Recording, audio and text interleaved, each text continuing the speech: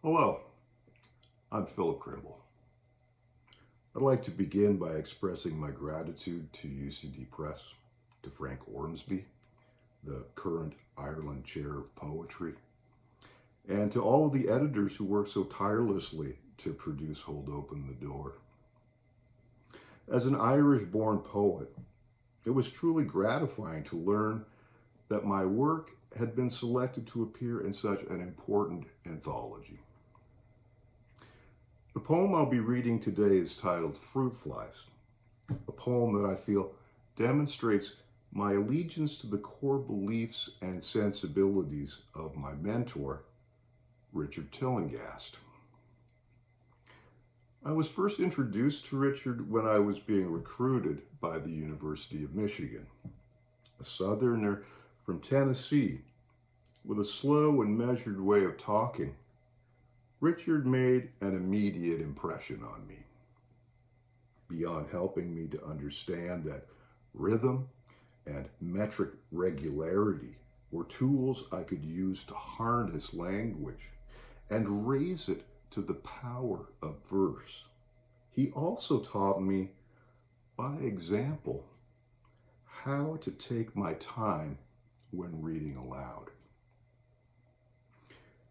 In the notes to his Beowulf translation, Seamus Heaney discusses the men on his father's side, the big-voiced scullions, who spoke with what he called a solemnity of utterance.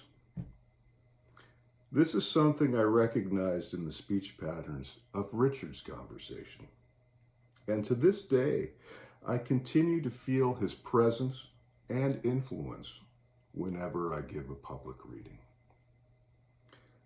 While Richard Tillinghast may not be a household name in Ireland, he lived in both Tipperary and Kinvara, and often taught at the Poets' House when it was on Island Magee. Over the years, he's published several collections with Salmon Poetry, and in 2009, Daedalus Press released his selected poems. The poem I'm about to read to you now is a meditation on ephemerality.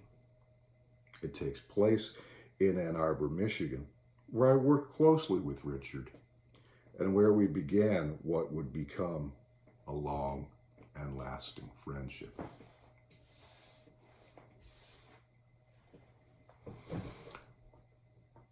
Fruit flies. Rising from the spoiled late-season peaches in our wedding bowl, a sudden bloom of fruit flies, like the ones that used to hover round the trash and philodendrons in the kitchen of your studio. On Fridays, with a case of ale, I'd wait out on the porch for your arrival. See you ambling through the old Fourth Ward like Whitman in a field of summer clover.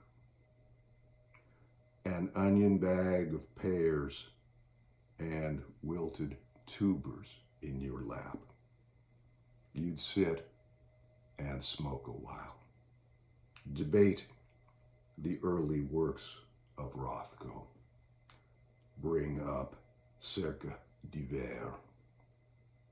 Upstairs in your apartment, the Bartletts chord and roughly paired.